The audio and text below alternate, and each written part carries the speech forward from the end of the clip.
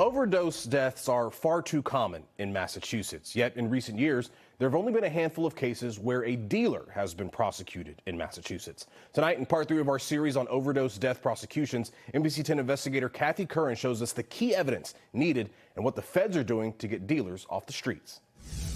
The DEA says this is a battle that needs to be fought on the international, federal, and local levels. And one tool being used to combat drugs and overdose deaths is the federal charge of distribution resulting in death. One case is playing out right now in Natick. In Natick, we've seen overdoses in all walks of life, all ages. It touches everyone. Natick Police Sergeant Jason Sutherland says the opioid epidemic has had a devastating impact in every corner of this town, just like most communities across the state. Any street that you drive down in Natick, there is some degree of an opiate overdose in the past 12 years in that area. Sutherland has patrolled the streets here and worked with the DEA Drug Task Force for years to try to get drugs and the people pushing them off the streets.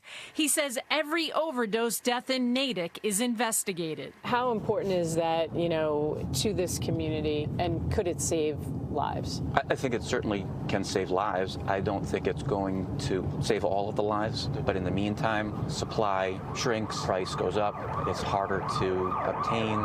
On November 17, 2019, 24-year-old Suffolk University student Nicole Fusaro was found unresponsive in the bedroom of this apartment at 7 Moore Street in Natick, just steps away from the police station.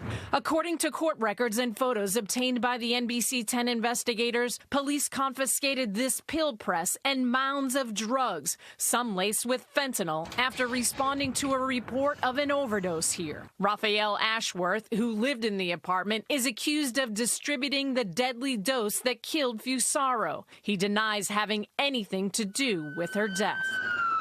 That summer in Andover, 26-year-old Richard Tonks overdosed and died in his home after struggling with substance use disorder and trying to stay clean. The victim's cell phone and texts led investigators to Dominican national Bernardino Carvajal, who is now serving 10 years behind bars for distribution. The convicted dealer sold Tonks drugs 11 times in the 8 days before his death, and more to an undercover officer in the months that followed. Texts show Carvajal reaching out to Tonks, offering drugs multiple times.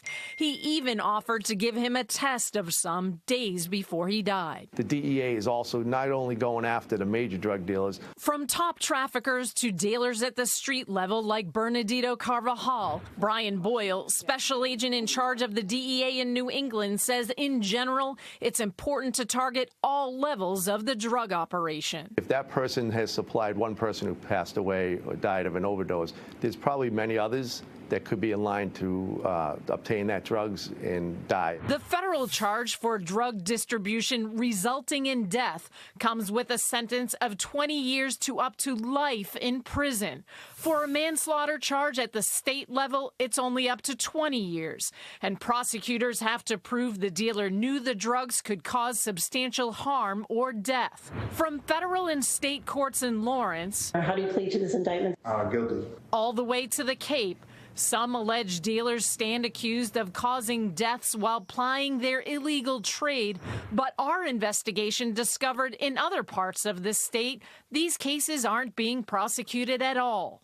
This as the flow of drugs laced with fentanyl continues to ripple across Massachusetts. Families who have lost loved ones are calling for change. It would benefit us all if drug dealers realized or felt that, they could get prosecuted easier, and it might save some lives. People who drug overdose, their deaths don't count. It's not even just my family. I'm sure it's many, many families run into this. The DEA says they're trying to help by training local departments to gather the evidence in overdose deaths to stem the tide of drugs, one dealer at a time. We're teaching the local departments to send a detective unit out to the scene as fast as you can. And the key pieces of evidence, again, are what? The key pieces are going to be mainly the cell phone that's there, because that's going to contain the latest conversations. You might have some text messages from the deceased right to the drug dealer. I think it's very important, number one, for the family to show that someone cares. While we're seeing more of these cases in Massachusetts, they're very difficult to prosecute. Raphael Ashworth's lawyer had no comment on his case. Kathy Curran, NBC 10 Investigators.